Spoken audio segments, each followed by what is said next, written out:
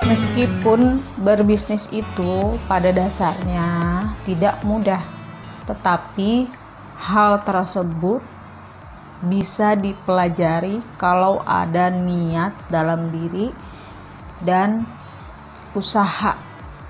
Karena semua itu berproses. Dari punya niat yang kuat serta bisa melakukan perubahan atau bisa meriset perubahan dengan cepat serta melakukan hal-hal selanjutnya. Serta sangat penting itu belajar.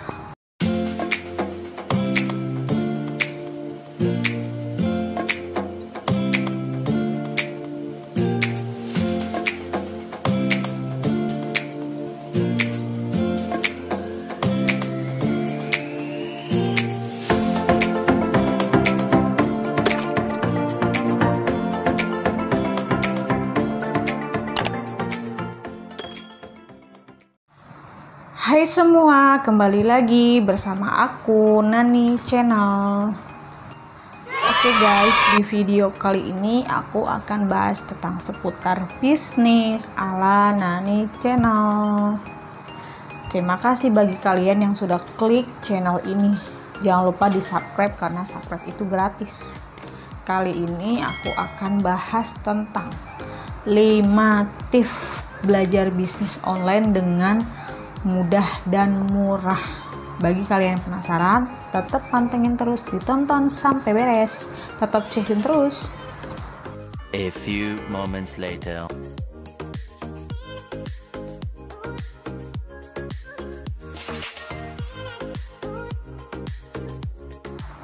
Oke guys, lanjut aja kita ke materinya. Gak perlu berlama-lama, kita langsung ke step materinya, yaitu 5 tips belajar bisnis online dengan mudah dan murah. Yaitu step pertama, mulailah bisnis yang dari level yang paling rendah. Maksud arti kata level yang paling rendah itu karena dalam dunia bisnis itu ada level-levelnya. Kita itu sudah sampai level mana? Level atas, level bawah, level menengah. Contohnya aku udah sampai level mana dalam dunia bisnis? Aku level menengah. Omsetnya kisaran, ibaratnya nggak terlalu besar banget, masih dibilang 10-20 juta. Kalau yang setidaknya 100 juta itu udah level atas. Beda kalau yang level bawah yang masih sekitar 1 jutaan, 2 jutaan sampai 5 juta gitu guys. Itu namanya aku masih di level tengah menengah. Karena seorang pembisnis itu ada level-levelnya. Kalian harus bisa belajar dari level yang paling bawah dulu, baru bisa merangkak ke level atas itu guys. Karena hidup itu ada tingkatannya, sama seperti menjalankan bisnis. Itu ada level-levelnya, atas, bawah, menengah. Sampai di sini paham ya guys. Jadi pembisnis itu ada level-levelnya. Dari yang paling mudah kalian coba dulu. Itu step pertama. Lanjut ke step kedua, yaitu banyak baca buku seputar bisnis. Arti kata banyak baca buku seputar bisnis, karena buku adalah jendela dunia. Meskipun internet itu sudah menyediakan berbagai informasi yang dibutuhkan, tetapi karena buku jendela dunia, arti kata informasi yang tertuang di buku itu lebih lengkap dan mendalam, serta sangat bisa dipahami karena berupa bacaan atau teks yang kalian bisa baca, yang kalian bisa cermati. Maksudnya dalam arti kata, internet dan buku kan sama aja, sama-sama dibutuhkan juga. Internet emang itu media informasi yang dibutuhkan, tetapi berbagai informasi itu banyak banget di Google. Itu semuanya kalian bisa searching. Tapi kalau di buku itu jendelanya dunia. Arti kata orang ibaratnya beli ratusan buku itu dengan harga yang tinggi, karena terdalam di buku itu adalah informasi yang dibutuhkan apa gitu. Jadi sekedar informasi, contohnya kayak novel Cinderella, itu udah di dalam buku itu novel Cinderella dari cerita A, B, C, D sampai seterusnya, karena dia lebih mendalam, lebih mencakup dan lebih meringkaskan dari buku-buku jendela itu, buku jendela dunia itu. Dari cerita Cinderella itu dari yang setidaknya Prince awal bertemu dengan pangeran gitu, terus cerita perjalanan cintanya, cerita kehidupannya, cerita siksaannya itu sangat lebih mendalam dalam dunia buku itu. Benar-benar ilmunya jendela dunia, maksud artikel sangat penting, karena buku itu yaitu sesuai yang kita mau, yang sesuai yang kita inginkan di buku itu bisa kalian baca. Contohnya kalian daftar sebagai resellernya dus-dusan seperti aku.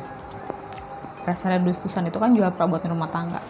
Kalau kalian daftar sebagai resellernya dus-dusan itu kan cuma bayar 99.000.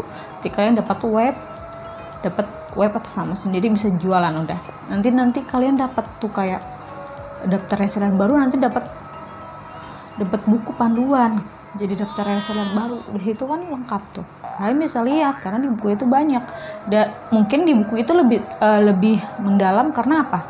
Dari halaman 1 sampai 21 kalian harus bisa baca karena itu lebih mendalam banget, lebih detail tentang seputar reseller dus-dusan. Itu arti kata buku jendelanya dunia itu sangat penting karena kalian itu berproses. Intanya kalian informasi dari buku, dari internet, kalian cari tahu. Kalian mau kan jadi pebisnis online yang lebih bisa bermanfaat untuk orang lain, kalian harus bisa cermati itu. Karena itu buku sangat berpengaruh atas kesuksesan Anda, atau keinginan dan niat itu sangat berpengaruh pada kesuksesan Anda. Step ketiga yaitu memiliki pola pikir sebagai seorang pebisnis yang sukses. Karena pola pikir itu adalah mindset kita. Kalau kita berpikir yang baik-baik tentang kesuksesan kita, insya Allah pelan atau lambat kita bisa meraihnya. Karena kan orang itu berawal dari mimpi setinggi langit. Insya Allah kalau Allah mengangkat derajat kita, nggak ada yang nggak mungkin, guys. Maksud arti kata memiliki pola pikir seperti pebisnis yaitu mindset akan membantu Anda menggapai kesuksesan yang diimpikan. Karena kita kan berawal dari pola pikir kita mau jadi apa ke depannya, kita mau bisa mengembangkan bisnis seperti apa. Kalau jujur aku dari dulu suka banget yang namanya bisnis. Kalau dibilang pola pikir aku itu bisnis banget. Dari dulu dari macam-macam aku jualan sepatu, baju muslim, bahkan kerudung segala macam aku jualin, guys. Cuma dulu bedanya apa? Dulu bedanya aku asal jualan aja, nggak tahu trik-trik digital marketing, nggak tahu tentang jualan online, promosi segala macam yang lebih mendalam. Aku belum mengetahui. Sekarang aku nggak akan pernah menyia-nyiakan kesempatan berjualan dengan cara yang lebih produktif, karena hasilnya lebih produktif lagi gitu. Maksudnya nggak asal jual-jualan aja, kalian harus bisa berjualan itu dengan sepenuh hati. Berjualan itu cari supplier yaitu kalau bisa yang berkualitas. Dulu aku cari supplier ya guys, maksudnya supplier yaitu misalnya dari mana nih, contohnya dari produk yang aku beli bagus, tapi kan kesono-sono aneh, mungkin nggak tahu ya, itu tiba-tiba ada produk yang dibilang kebetulan lagi down ya, itu produknya jelek. Dan di situ aku kayak ngerasa kalau customer tuh nggak puas sama hasil barang yang aku jual, buat apa gitu, kedepannya buat apa, ini kayaknya aku nggak lanjutin sama supplier itu gitu. Jadi cukup aku stuck berpartner sebagai reseller di situ aja, karena aku kecewa sama suppliernya. Udah gitu dikirimnya juga warnanya nggak sesuai. Aku marah banget. Mbak, aku bilang kalau misalnya ada yang beli, khusus customer aku, kalau kata aku warna hijau dikirim warna hijau, tolong gitu. Aku nggak mau sekedar jualan aja, aku mau berjualan itu ke bermanfaat. Kalau kata dia beli ini sesuai pesanan, aku mah nggak peduli ya kalau misalnya untung berapapun aku nggak peduli, yang penting aku mengutamakan kualitas. Makanya aku omelin tuh supplier ya. Sejak itu yang aku omelin ya, mungkin aku kesel ya, karena kan aku kan emang agak bawel ya. Aku bilang, Mbak, warna ini jangan sampai salah, aku nggak mau customerku kecewa. Di situ dia salah mungkin karena ordernya terlalu banyak atau gimana, salah warna. Aku di situ udah bener nggak percaya, ini orang nggak bisa dipegang janjinya. Ya udah akhirnya aku putus untuk jadi resellernya. Ya ini aku nggak mau self pilih supplier, itu sangat berpengaruh sama penjualan kita. Karena kalau misalnya customer itu udah kecewa, itu produk yang nggak bagus, dia nggak akan repeat order lagi guys gitu. Makanya ini penting banget itu supplier atau barang-barang kalian itu berkualitas tinggi, nanti akan berpengaruh sama jualan kalian. Itu maksudnya akan membantu Anda menggapai kesuksesan yang Anda miliki suatu saat nanti. Step keempat itu bermimpi setinggi langit. Kalimat-kalimat ini jangan mimpi terlalu tinggi. Sakitnya tuh di sini. Maksud arti kata jangan mimpi terlalu tinggi, nanti sakitnya di sini. Jangan berhayal terlalu tinggi, sakit banget nanti di sini gitu. Kalau tidak kesampaian nanti bisa down pola pikir lah. No, ini tidak berlaku bagi para pebisnis, karena bagaimanapun juga sebuah kesuksesan itu bermula dari mimpi. Itu tidak berlaku guys, karena kesuksesan seorang pebisnis itu bermula dari mimpi. Karena bermimpilah setinggi langit. Kalau kalian jadi pebisnis online, kalian nggak perlu takut tuh. Kalian mimpi itu kan istilahnya bunga tidur. Kalau kita punya nih keinginan kan nanti kan bisa lebih, hasrat kita tuh lebih bisa ingin mencapai suatu tujuan. Contohnya aku bermimpi nih, insya Allah tahun ini, tahun 2001 ya Allah omset aku naik 100 juta per tahun, bisa finansialnya lebih cukup lagi, bisa membagikan ke orang tua, bisa diterima di partner YouTube gitu. Insya Allah kalau misalnya Allah mengangkat derajat kita, ada yang nggak mungkin bisa bertemu dengan jodohnya di tahun 2001. Berharap bisa membahagiakan atau bisa membahagiakan orang-orang yang ada sekeliling aku. Amin. Itu kalian bermimpi aja setinggi langit, nggak ada yang nggak mungkin. Kalau Allah mengangkat derajat seseorang itu bisa. Apalagi seorang pebisnis, kalian harus mental baja, no baper-bapernya. Kalau kalian ditolak customer, so biarin aja guys. Customer itu berarti bukan target market kita. Target market kita itu yang setidaknya dia itu beda gitu. Kalau dia menolak entah dari harga yang kita tawarkan atau segala produk yang kita tawarkan dengan keunggulan dan manfaat atau value manfaat dari produk tersebut, kita kasih tahu dengan senang hati atau gimana. Kalau misalnya dia masih menolaknya, berarti dia bukan target market kita berfokus sama target market kita itu, karena kan rezeki itu udah ada yang mengatur dari Allah, dan kita harus berikhtiar, berusaha dengan sesungguh hati. Step kelima yaitu bergaul dengan para pebisnis online. Step kelima itu yang terakhir ya guys, bergaul dengan sama pebisnis online. Arti kata bergaul bersama bisnis online itu yaitu kalian gabung bersama komunitas positif. Contohnya aku bergaul yaitu kalau kalian sebagai pebisnis online, kalian bergaul sama pebisnis online, kalian punya komunitas bisnis, entah dari grup, contohnya dari grup supplier hijab, kalian berteman aja tuh di situ, semuanya tuh berkumpul.